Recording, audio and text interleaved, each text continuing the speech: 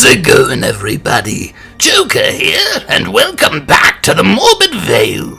Today, we bring you yet another truly dark and wicked build. But first, if you haven't seen our previous build, then click the pop-up in the corner now to view it. If you like our content, then hit that subscribe button and click the bell icon to be notified of our next video. Now, without any further delay, let's delve into the destructive mind of the Oblivion Prophet.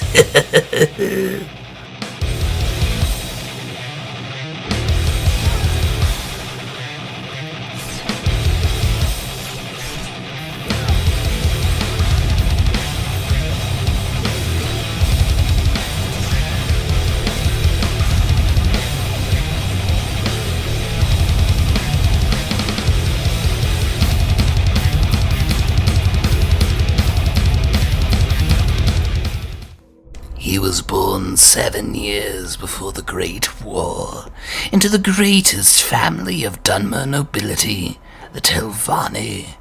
At an early age, the boy showed great aptitude for the arcane arts. But as time went on, he became more of a burden to his great family.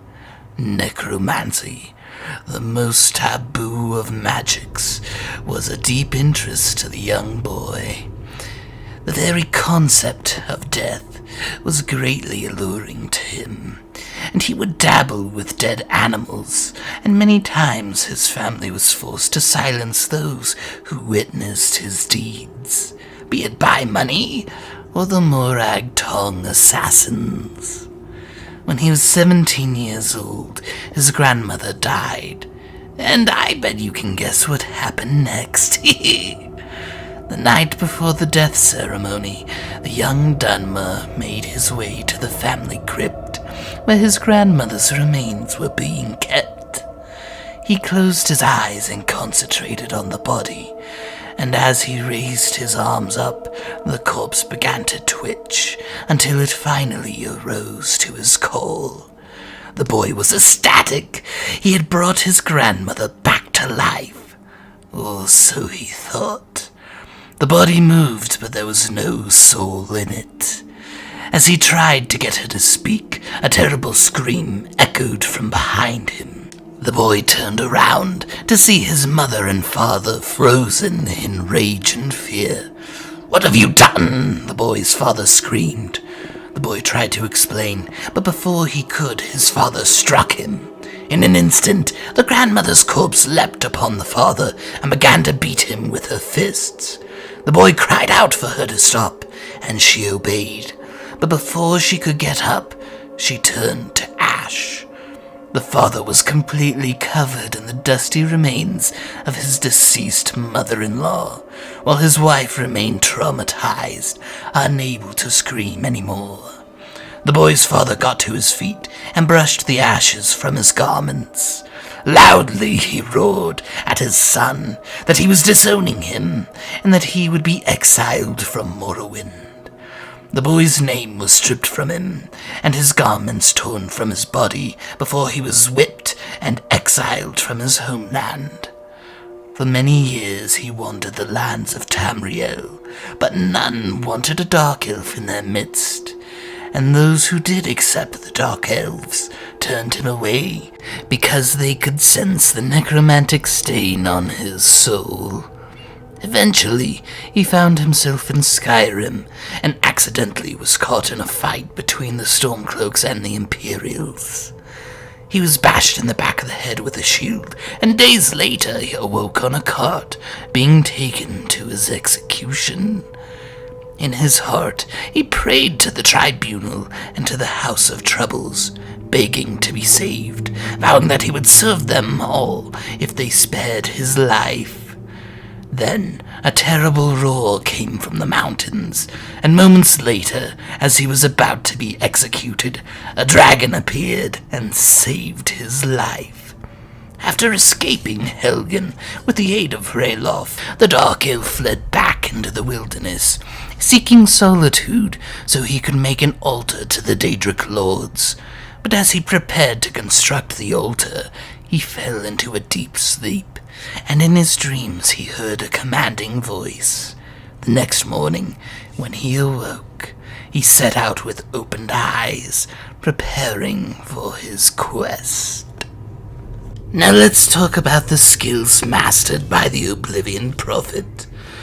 The young man is not strong. In fact, he is quite physically weak, and thus relies on stealth, daggers, and spells for combating his enemies. He started off by honing his skills over the arcane arts, specifically destruction and conjuration, which allow him to defend himself. Immediately after, he began to hone his skills of stealth, giving him the techniques he needs to escape into the shadows when his life is in peril. He eventually learns some secrets to manipulating steel, as well as close combat, but does not delve too deeply into them. He also has decent communication skills, allowing him to further spread his great message to the masses of Tamriel, including some of the city guards who hear his words and follow him in secret. Now for the gear used by the Oblivion Prophet. Early on, he uses any daggers he can get his hands on, and refrains from using any armor, as once again, he is too weak to move around with that extra weight. He eventually dons a set of the mythic dawn robes, proclaiming his data worship. As he continues his conquest, he eventually settles with the Blade of Woe and Mehrunes Razor, dual-wielding them in close combat, but favoring the razor for slitting his enemies' throats from behind. The clothing and mask adorned by the Oblivion Prophet are eventually obtained from soul slime. With the souls of fallen enemies, he strengthens his weak form and enchants his apparel to grant him access to the greater powers of Aetherius and Oblivion. With the full set equipped, he becomes a true vessel for Oblivion's infinite power. Now for the blood-soaked fun you all know and love. Early on, the Oblivion Prophet would use any of the Daedric artifacts in battle, especially Sanguine's Rose and the Wabbajack. Wabbajack, Wabbajack, Wabbajack, Wabbajack. Oh, I love saying that. However, as he gains more power, he begins to use his own magical abilities. When facing enemies, the Oblivion Prophet summons a servant from the void, or resurrects a powerful corpse to fight at his side. He then uses long-distance spells, especially those with an area of effect. Should any enemy get too close, he begins to use spells such as Wall of Flames or Unbound Storms. Once he is backed into a corner, he falls to stealth, but if he cannot escape his enemy's sight, he will draw his daggers and defend himself with everything he's got, which frankly isn't much. When it comes to interacting with others, the Oblivion Prophet will use his words to convince them to aid him in his quest. Most will assist unknowingly, and others fully aware of who he is and what his purpose in Tamriel is. He will only be their ally as long as they can be used to further his quest. Should they outlive their usefulness, the Oblivion Prophet will kill them, collecting their souls in one of his many black soul gems. As for his interaction with the Daedric princes, he will completely devote himself to them, obeying them without question and spreading their messages across Tamriel. Except Azura and Meridia, of course. He will take Meridia's blessed sword and cast it into the depths of Apocrypha. And as for Azura, he will take her beloved star and blacken it, forever severing it from her control. Now for the timeline. After honing his powers of destruction, the Oblivion Prophet heads to Markarth per the order of the commanding voice inside of him. There he finds an altar to Molag Bal and serves the Daedric prince devoutly. He then takes the mace of Molag Bal and holds on to it until he finds a worthy enough servant to wield it. Immediately after obtaining the mace of Molag Bal, he is guided by the commanding voice to enter the Hall of the Dead. There he finds Iula, the High Priestess of Namira, and serves the Lady of Decay by clearing her temple of the Draugr, so her disciples may attend a bloody feast. After lowering the Priest of Arcay to the altar and dining upon his flesh, Namira gives him her ring, which he wears for a time, but later gifts to another. With 2 Daedric princes satisfied, the commanding voice sends the Oblivion Prophet to Whiterun, where he gives the dragonstone he obtained weeks earlier to Farengar. After that, he slays a dragon and discovers his dragonborn abilities. However, rather than heeding the call of the Greybeards, he begins his quest to obtain more power. He slays 12 more dragons before the commanding voice directs him north of Winterhold. There he discovers an old man searching for secret knowledge. After the appearance of Hermaeus Mora, the Oblivion Prophet once again submits and obeys the Daedric Prince without question. He eventually obtains all the blood of the elves and helps Septimus open the large box.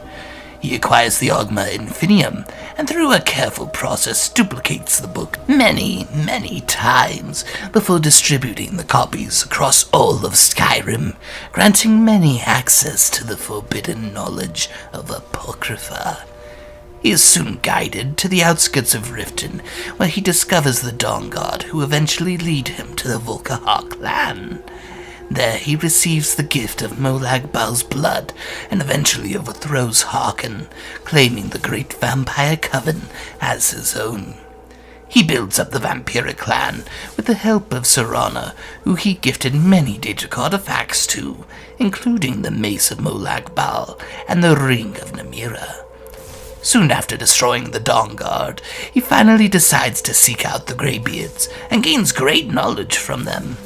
He then begins to slay even more dragons, eventually unlocking the full power of his Thu'um. Not long after he slays Paarthurnax and Alduin, the Oblivion Prophet is commanded to seek out Miraak. After his first confrontation with the dreaded Dragon Priest, he begins to seek out more power and knowledge from the Black Books, and eventually discovers Miraak's secret. With the help of Hermaeus Mora, the Oblivion Prophet destroys Miraak and obtains even greater power from him. Now let's talk about the terrible powers used by the Oblivion Prophet. Dagon's wrath is enacted by the Oblivion Prophet calling down a horrific storm, summoning great spirits and Daedra from the pits of Oblivion, before calling upon Ancestor's wrath and bombarding his enemies with ferocious dual-wielding attacks. Cold Harbor's Dominion is another power used against many enemies, but more of a distraction. It starts with the Oblivion Prophet summoning a Frost Thrall, a Bone Colossus, and a malignant zombie, before calling down a mighty storm. As the bloodshed begins, the Oblivion Prophet cloaks himself and sneaks his way to his primary target, killing only those he must to reach his ultimate goal. Flaming Void is performed when the Oblivion Prophet throws frenzy spells at the furthest targets. Then he begins to summon flaming familiars to attack and explode near his enemies. Should enemies get too close, he activates his Agent of Strife ability before drawing his daggers. Priest of the Void is the most terrible of the Oblivion Prophet's powers. He summons 2 Death Priests and a Flame Atronach, slows time, then uses Mora's Grasp to trap his primary enemy, before slaughtering the others while Agent of Strife and Ancestor's Wrath are active.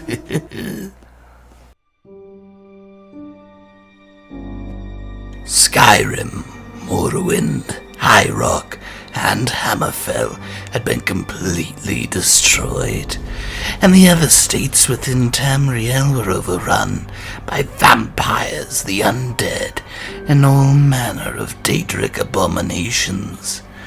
It was at this point that the Daedric princes gathered and summoned the Oblivion Prophet before them. They stood around him, and each expressed their overwhelming joy for the destruction and chaos he had cast upon the land. All except for a few. Hircine did not revel in the destruction of Tamriel, and both Azura and Meridia were filled with hate, for they had both been deceived and betrayed by the Prophet. The 2 attempted to destroy him, but the other Daedric princes wouldn't allow it. Meridia and Azura were torn to pieces by Molag Bal, Dagon, Boethia, and Mephala. This only created more conflict amongst the Daedric lords, as Nocturnal, Hercene, and Pereite feared the power of the four others.